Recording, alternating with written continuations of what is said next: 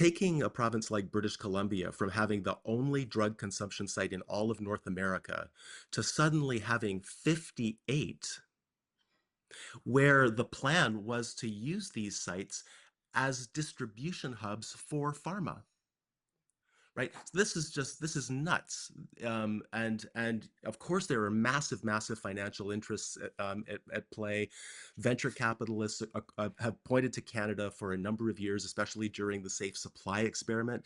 They pointed to Canada, get in early, invest in this stuff because it's going to go global. Like, how do you rationalize to somebody who doesn't think that the globalist movement is real?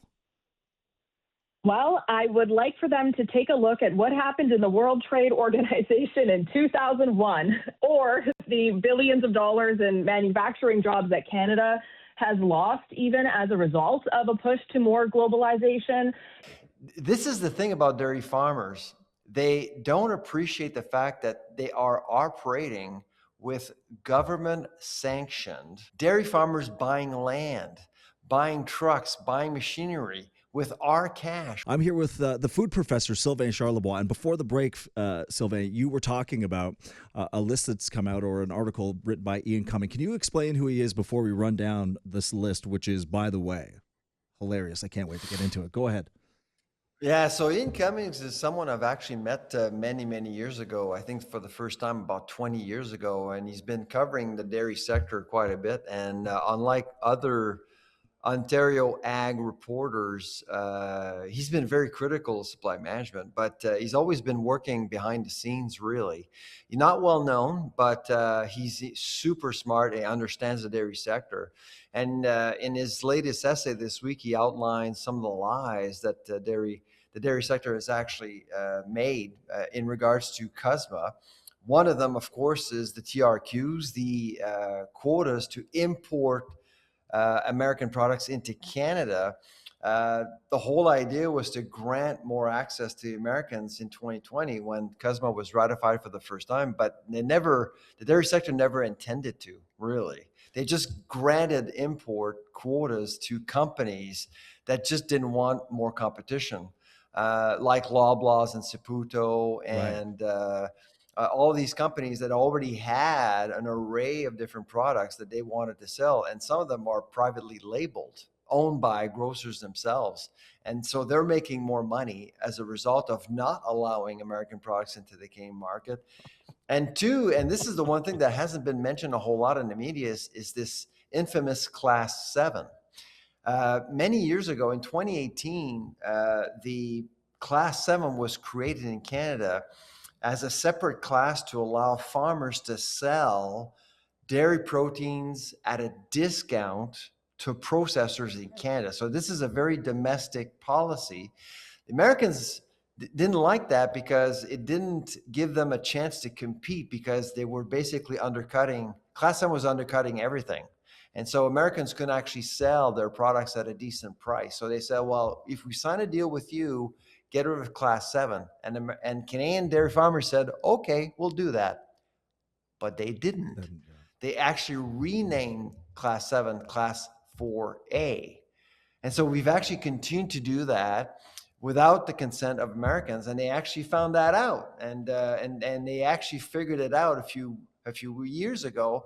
And that's why they're upset with us. They can't, not only that they're looking for access that actually they can use and that is realistic for them to exploit. God, yeah. And as you run down more of this list, some of the common myths, there's 10 of them. AI organized them, and I rank them based on how damaging this myth is if people keep believing it. And the number one most damaging thing that's being told is that they get no subsidies. Oh, my God. Oh, yeah. That article actually was read, I think it was almost 500,000 times in both French and English. Very popular because I think a lot of people were learning stuff. Yeah. Well, it ties into the subsidy. It ties into the subsidy. I just want to say this because it ties into they get no subsidies, which also ties into that supply management is saving the family farm. The dairy farmers are poor. Farmers alone pay for their dump milk, and dumping is unavoidable. All 5 of those things kind of correlate in one. Yeah, absolutely. And of course, dairy farmers actually did react to this op-ed that I wrote, of course. But that's always a good sign, Brad. When they actually take the time to react, that means that I'm on the right track.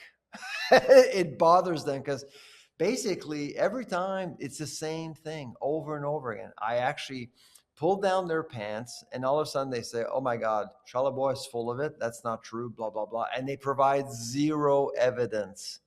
Please trust us. We're good dairy farmers. We're trustworthy. Don't believe Dr. Charlebois because he's full of it. Dr. Charlebois, I they come in my comments and they're like, oh, I'm like, okay, yeah, let me trust you, keyboard warrior, or the guy who does data and stats for the last 25 years that nobody had a problem with suddenly creates this is the data. They don't like the data. They create a narrative around it that you're not giving proper data. Like when we talked about that 600 million to a billion liters of milk dumped in Canada, people are just going, what? And then you go onto this list, one of the most damaging things, that dumping's unavoidable. And they say, no, it isn't. We've got all these ways that we don't have to dump milk that we could do that would further process the milk. And why is it that people, when you say that, is it the waste of the milk that just drives people crazy while we're dealing with the economy where people going to food banks maybe could use milk, you know? Oh, absolutely. I mean, and the bottom line, of course, is that, well, if we're dumping 1 billion liters of milk a year, it probably means that we're overcharging for milk. But it's funny because when our study came out with McGill, that was last year, showing clearly that there's waste in the system. Yeah. So I was on a panel with a dairy farmer, and the dairy farmer obviously was disputing our numbers. And I basically kind of asked, okay, so if you think our numbers are wrong, what is your number? And his answer was, we don't know. What do you mean you don't know? I mean, you should know. This is the thing about dairy farmers. They don't appreciate the fact that they are operating with government sanctioned quotas. So they're not public servants, but pretty darn close. So they owe us some accountability and transparency. And that's been driving me nuts because for years, and that's what we've been trying to do to inform the public in terms of what was going on, from Buttergate to mill dumping to all sorts of things happening, the shenanigans, CUSMA, because they don't disclose anything. Yeah. And if you take subsidies, you should be a little bit more transparent, right? And on top of that, they are paid by all of us billions of dollars. So you have this overcapitalized sector. And I'm thinking about other farmers like hog producers, cattle in Ontario, everywhere in Canada. They're dealing with neighbors that are overcapitalized. I mean, you see dairy farmers buying land, buying trucks, buying machinery with our cash, with our money. And cattle producers, hog producers are dealing with inflated farmland prices as a result of what we're doing with the SM5, supply management. And so there's an effect on consumers, but there's also an effect on agriculture. And farmers will never speak ill towards other farmers. They never will do that, but they're starting to because they're getting sick of it. Sylvain Charlebois. Last time you were here, I think it was that night you were going out, excuse me, to dinner with a couple dairy farmers, and then you posted. Oh, good memory. That's right. Yeah. You posted on X. If I don't reply to you or anyone by 12 p.m. tomorrow, send out a note. There might be something. So I hope that this doesn't happen again. But good for you for speaking out, and always love you on the show. I'm with Jasmine Lane, conservative commentator, huge on Instagram and also on YouTube, but back with a clear audio signal now. I'm so sorry about that. Listen, I'm really sorry that you can't see all the makeup I put on for this occasion. Me too. Oh. Especially considering our 50% tariffs that are in retaliation are about to jump up the cost of all of that stuff. So I'm going to get really ugly really soon. No, you aren't. That's an impossibility. But I think about this, and let's kind of rehash what was trying to be said last segment without there being so many jumps. But again, so Mark Carney, my big thing. He don't show up when you're rolling out this press conference. Then you announce literally 3 hours after, boom, guess what? We're going over to the EU. Now, it took about 2 hours, Jazz, before this White House press release that said this is everything that Canada did wrong, for Mark Carney to go out and say we're getting closer to the EU. Why do you think there is so much like acceptance of going towards the EU, not just for trading, and away from the US, outside of the Trump rhetoric? Because the data just says that the EU is flailing and the American economy is going up. I think in general, number one, obviously, when there's a lot of people who are talking about it as a good option, people are going to think it's a good option. My biggest takeaway, though, for Canadians in general is if you don't like the U.S., that's fine, okay? You're welcome to your opinion. Of course. But why is it that Canada needs to be defined by what it is attached to instead of Canada just being unapologetically, massively Canada? That's where my biggest takeaway is with all of this. Like, I don't want to be a part of the EU. I don't want to be a part of America. I just want Canada to outcompete everyone and dominate. And I'm tired of Canadians just accepting that we must be defined and we are only big enough if we're partnered like in these very strategic alliances with other nations.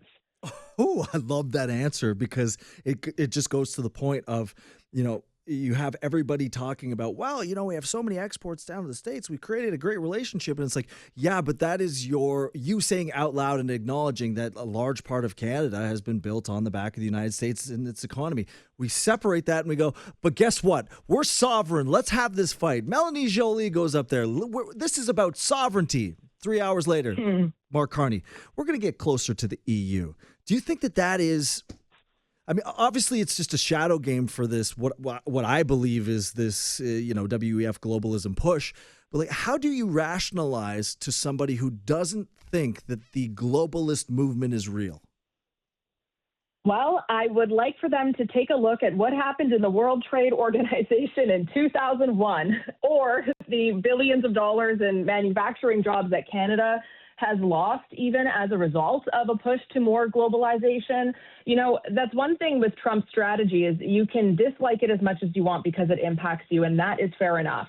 But at the very least, he is genuinely trying to make America the place to be when it comes to having a thriving economy that supplies the rest of the world. And I think that the entire world would be better off for doing that. And we can't do that if you have other nations that have these different deals and they're undercutting you. And if one nation is deemed as the manufacturing hub, let's just call it that, or as the main currency or whatever it may be, that means that your nation is not.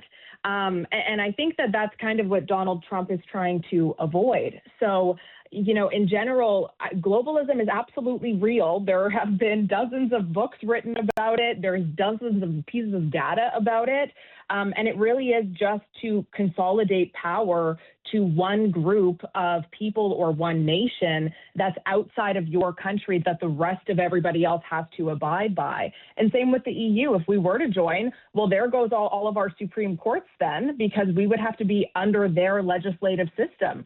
So there's just a lot of things about it where it's not maintaining your sovereignty, it's joining somebody else's. And that's kind of the opposite of the elbows up movement, if I'm not mistaken. No, the exact opposite. So like when you show up September 16th and you're giving this speech, because we assume it's Davos 2.0. I tweeted about it yesterday. It's like because Mark Carney put out this tweet like literally 3 hours after this retaliation stuff being talked about, which was just saying the old order is done, which is as close to saying New World Order as you can. He's already said that. He's been laying the groundwork for a long time, many years actually. In 2019, Mark Carney was already talking with world bankers about how to destabilize the power of the USD dollar, as an example. Yeah. So, well, doesn't it freak people out that like it's almost Orwellian when they say don't believe your eyes because it's right in front of you and they're trying to tell you, but they try to tell you not to believe it? It's like, don't you think of this whole run up? Let's take everything of just like high level. You're the economic advisor. You get to be prime minister. You move your company to the United States. You are a WEFer to the point where your voice narrates the homepage video of the WEF. You go to Davos. You get celebrated for not the content of your speech, but for the speech and how well it was spoken. that you're banking on that. The first thing that you go back to after this trade war thing is a WEF clip that is branded with you saying the old world order is done. We all forget that the craziest part about this is that he went to China and that's where he dropped the term New World Order. And it's like, I'm tired of being like, labeled as like a conspiracy theorist where it's like, tell me I'm not wrong when I can predict the patterns of the prime minister. And it's not because I'm smart. It's just because it's all laid out.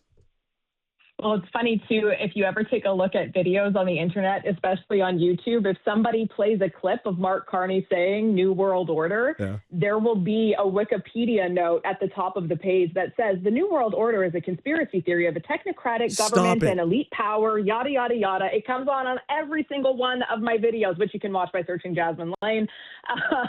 So every time I ever talk about it, there is this Wikipedia pop-up reminding me that the New World Order is a conspiracy theory. And I think it goes to show that, yes, it's very real, and clearly they're emboldened and they feel like they can just kind of make everybody forget that. I think that's maybe part of the goal. Even as I was saying before, like the fact that it's like, oh, yeah, partner with the EU. Yeah, we're going to the EU. This is awesome. And it's like, I think they want you to forget the potential that Canada has. Like we're one of the most resource-rich nations on earth. We do not need to be partnered with anybody.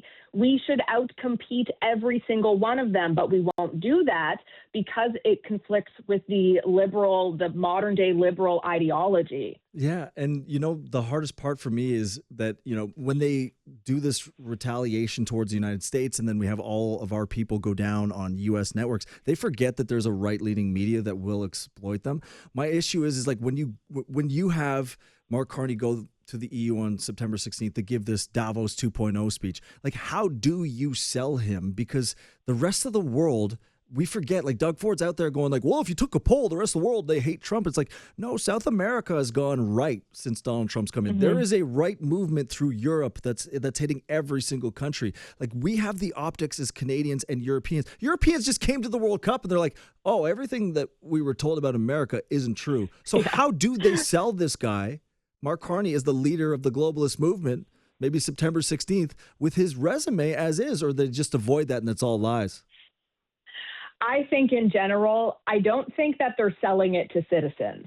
They're not. They're selling it to other people who are involved in it. Yeah, the funders. And Mark Carney has been the chosen one for a long time. This is really like But tell me, Jazz, tell me how he's the chosen one. Please, someone tell me how the guy who looks like he brushes his teeth with coal and smiles at children because they're about to get hurt is the face. That's the other part that's interesting is I think it's more Mark Carney really wanting that and having a few people who would never put their face on it, who are like, yeah, okay, sure, you can do it. I remember once speaking with one of my American counterparts, one of my intels, and they had said, remember how Mark Carney said that all that stuff at Davos? And there were a few other world leaders who said that they really liked his speech and they're behind him. And he said, note, they're always behind him. They're also like always signing deals with America. So they're saying like, yeah, we're literally behind you because we're not doing that. You can be the face on it. Good luck with that. But we're going to do what's best for our countries and economies over here. And yeah, good job, Mark Carney, but we are not following you. We're behind you. Yeah. I thought that was an interesting way that was kind of paraphrased to me. So I do think it is like I said, it's like a self-made prophecy of Mr. Carney, and it's something he's wanted and written about since 2009. So this is his goal. And like I was trying to say before my audio got all funky is, at the end of the day, Canadian media has been complicit in this, in the fact that Canadian media has not done a good job of actually representing what other nations think of this, what they're doing in comparison. And Canada's media echo chamber is very isolated. Yeah. You had referenced certain bills before. I think a lot of that is intentional. God, yeah. Because it's like Canadians don't know any better. So and I don't begrudge them for that. And voila, here we are. It's just the disposition we're in. When you think about where we've gone, I was just, 3 months ago in the park. And so I left, walked my dog, came back home, went to work. I get a text message about 3 hours later. And that text message from my girlfriend. She goes, dude, you just don't understand what happened in the park. And it was two people just openly sharing the same needle between each other in front of kids while she got a ticket for our dog off the leash. And fair enough, dog's off the leash, our fault. I get it. But this is where we are. So I'm going to be joined right now by a Dr. Julian Summers, clinical psychologist and academic. Julian, what's going on? Good to talk to you again, man. Hey, Brad. Good to talk to you too, man. Okay, so when I sent this story to you, I just wanted to talk about it, and let's take the fiction out of it, okay? Like, it's a Reddit thing. There's tons. There's about 100 text messages in this thing saying, the police response in person is, drugs are a human right. But let's take that away, even if it's speculation, and just say it is a tremendous scene across Canada right now with what the current drug situation is. We have talked openly before about harm reduction sites of being, a failed experience to the point where government officials in BC were leaving to start their own harm reduction for-profit businesses. Alberta has come in, turned the tables around in 2023, and now shows empirical data that compassion actually is better. Oh, who thought? But when you see this happening on the streets and you see this, even the potential idea of the words being murmured that hard drugs like this are a human right, what's your first thing that comes to mind? We need to think about what's addiction at its core, and the people that we see suffering and that are trapped in these cycles of surviving by crime, being out of their minds, on an ongoing basis. Addiction at its core involves a loss of control over something that's harmful. Yeah. Harmful to yourself and often harmful to other people. Gambling addiction, all forms of drug addiction, and we diagnose them the same. So when lay commentators are saying that somehow a condition that's defined by a loss of control over things that are harmful should somehow be interpreted as the person's right is fundamentally missing the point. That's like saying that any form of disordered thought or loss of agency that's resulting in harm to us should be reframed as, no, the person's entitled to do that. We shouldn't be thinking about intervening and helping or considering what's missing in their life that would be driving them into this condition, right? No. We should say that this is really the rightful domain of pharmaceutical companies.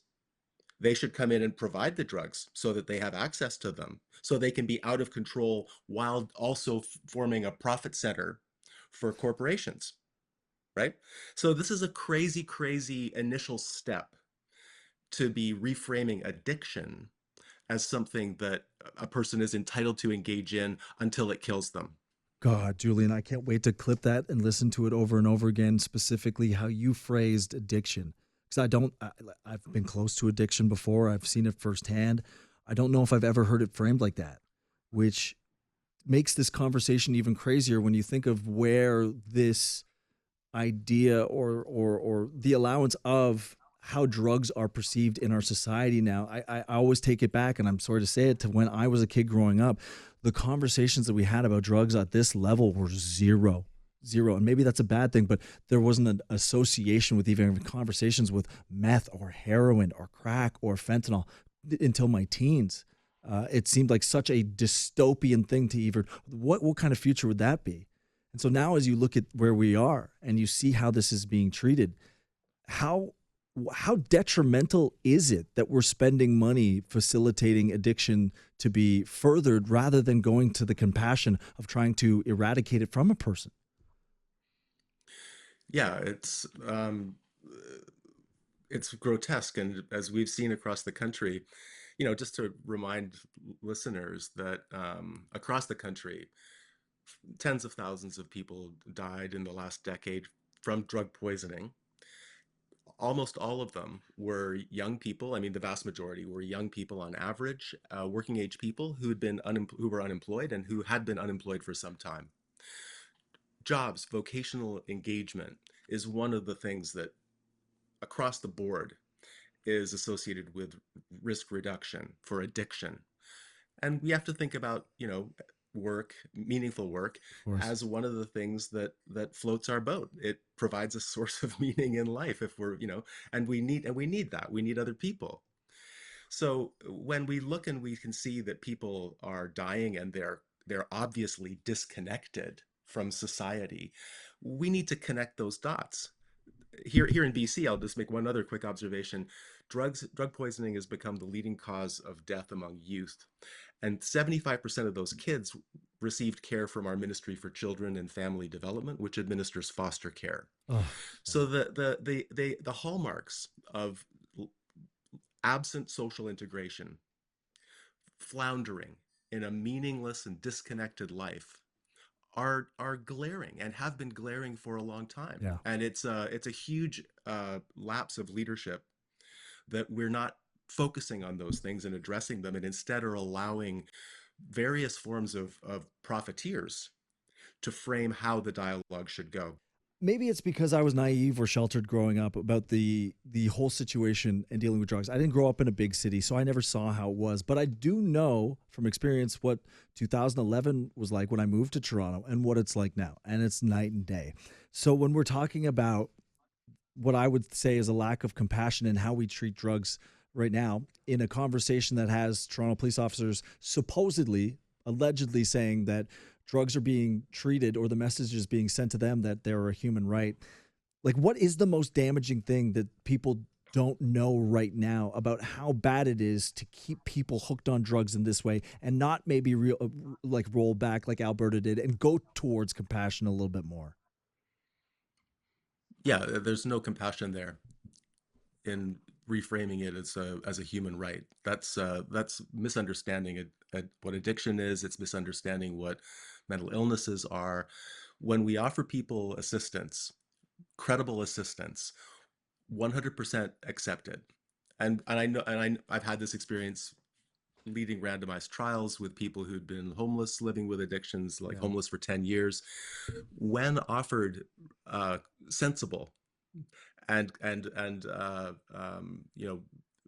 by the book, the most well supported types of assistance. So this is essentially assistance that leads to social reintegration. Yeah.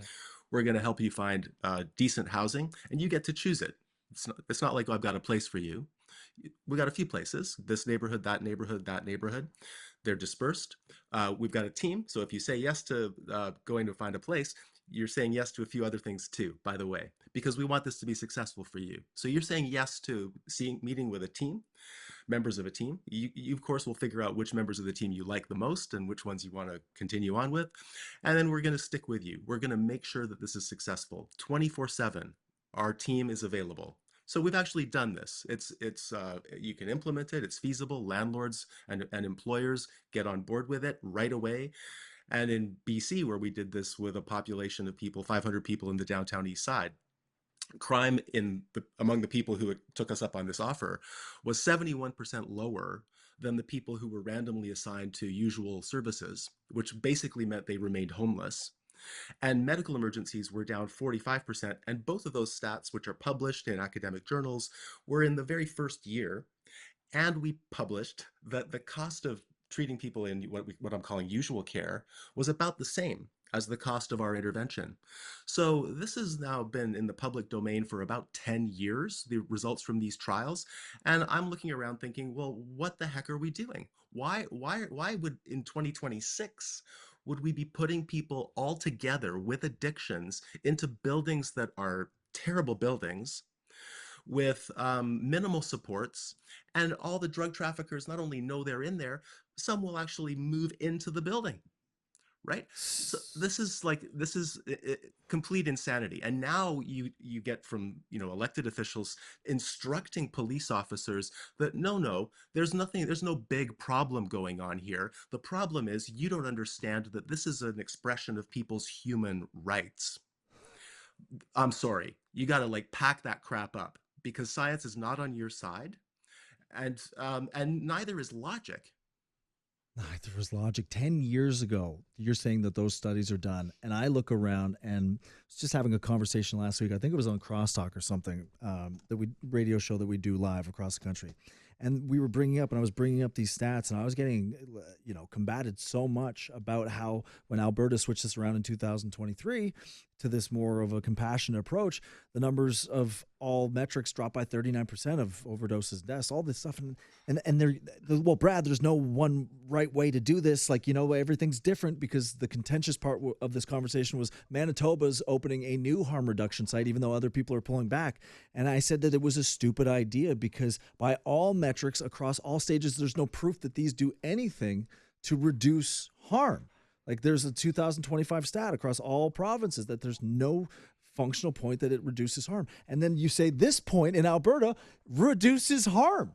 And then you say this has been out for 10 years. And then I go, why are we going back to now opening more of these as people are repealing these harm reduction sites? And it's just got to be money, right? I think it's mostly money. Yeah. And a degree of leadership laziness, I'll call it. I don't know what's going on, in the smoke-filled rooms where people are cutting deals, senior elected officials, they're the lobbyists and the things like that. Maybe at the top level, they're scared to do things that would potentially offend pharmaceutical lobbyists or other large sectors, the homelessness to housing sector. There could be some degree of political pressure related to this, but none of that from a citizen level perspective, which is where I kind of try and enter it. Just like, what are we doing here? We live in democracies. We're voting for leaders that should be representing our interests. Taking a province like British Columbia from having the only drug consumption site in all of North America to suddenly having 58, where the plan was to use these sites as distribution hubs for pharma. Right. So this is nuts. And of course, there are massive financial interests at play. Venture capitalists have pointed to Canada for a number of years, especially during the safe supply experiment. They pointed to Canada, get in early, invest in this stuff because it's going to go global.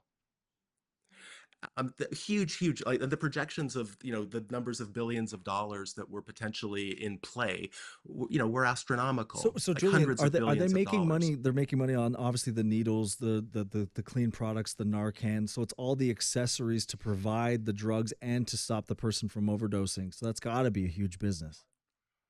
Yeah, it's massive God. business. It would all, I think, be dwarfed by if this safe supply, so-called safe supply experiment. First of all, like, there's no beer you could call safe beer. There's no cigarette you could call safe cigarette. And all of a sudden, out of nowhere, with Safe supply. no scientific track record at all, the whole population is introduced to this new term, safe supply. Well, what are we talking about? Here's what we're talking about: giving people combinations of meth, opioids, benzodiazepines, other things, in combinations and in doses that suit their tolerance, right?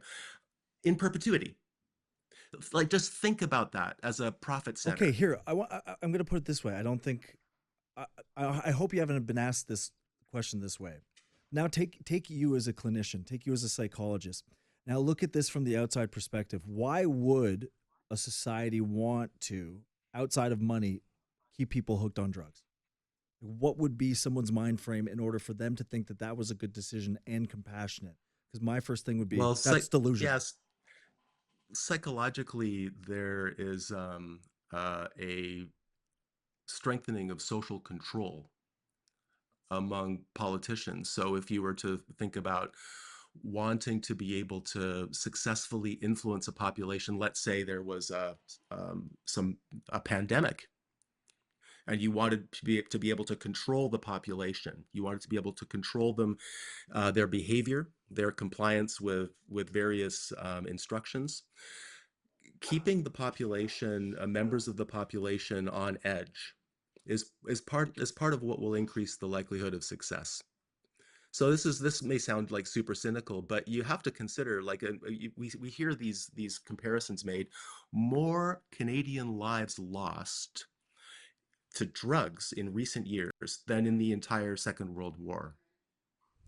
This is a massive, massive crisis. And the fact that we're, only approaching a discussion on what are its root causes, how have other places solved crises like this, what can we do to solve this crisis, the fact that we're evolving in this discussion so slowly, to me, suggests that our whole population is kind of frazzled. That, we're just not that live and able to sort of jump in and say, oh no, this is clearly incorrect. It's been 10 years, Brad, right? So God, yeah. we are slowly evolving. BC's government, the federal government, backed away from the safe supply experiment last year. BC is backtracking on consumption sites only recently, like just the public opinion in BC. A poll was done by Ipsos about 2 weeks ago. Friends of 900 Helmicken commissioned this poll, and the public support for BC drug policies is absolutely in the toilet. Okay. But it used to be strong, right? So it's just taking a long, long time to get to a place where we can even discuss alternatives. Of course. But, back onto that method of asking you as a clinician, and you go, well, there's a level of control government could have when you are sedating your citizens. And I go, there was another one when an MP came out, I think it was Dan Mazur, who came out and he said, we did this research and 80%, I think it was 80%, I might be wrong, but 80% of these safe or supply sites or harm reduction sites were within 500 meters of schools. And then I go to the psychology of that, of me as a kid never having drug discussions. And it's like, okay, now you're drugging your citizens out. 80% of these are within 500 meters of schools. There's a correlation there to where you're literally breeding the next generation of people. Not every kid, but like 1 out of 100 still walks by there and goes, I wonder what's inside. That's one too many. Yeah. So let me just point out that a lot of this discussion, today's discussion with you, has pulled out some bleak remarks from me. I want to add something a little bit positive to the mix, Okay. and it builds on something you said though. Like when the Ontario government introduced legislation that would basically ban consumption sites within a few hundred meters of Yeah. child facilities, things like that. This was like early last year. 10 of the sites, 9 of which were publicly funded, took the government to court saying, no, you can't do this. This is going to cause death. It's going to cause public, disorder, et cetera, et cetera. And they were in the middle of this legal battle, and I was playing a peripheral role on it, so I was tracking it quite closely. And then the Ontario government said, well, hang on, how about if we give you some additional funding to operate as heart hubs? We want you to focus your attention on helping people to recover. All 9 of the publicly funded former consumption sites voluntarily That's closed awesome. as consumption sites and took the money to support people to recover. So it's not a matter of, people being unwilling. I'm talking about the operators and the frontline staff. It's not that these people don't understand the potential to actually help people. They're not being given the resources. But they've been sold the story as well, But if too. we offer them those resources, the evidence is they'll get on board. God, yeah. Julian Summers, I wasn't trying to make you have a bleak day here and drop all these nuclear bombs on us. But, I just think, when you have people out there, and I have a lot of them that go, well, no, like these are saving people's lives. And you say data, it infuriates them. And I think that it's just about presenting the data in a different way, which you do in the best way possible. So don't think it's doom and gloom. It's what people need to hear. So I appreciate you, my man.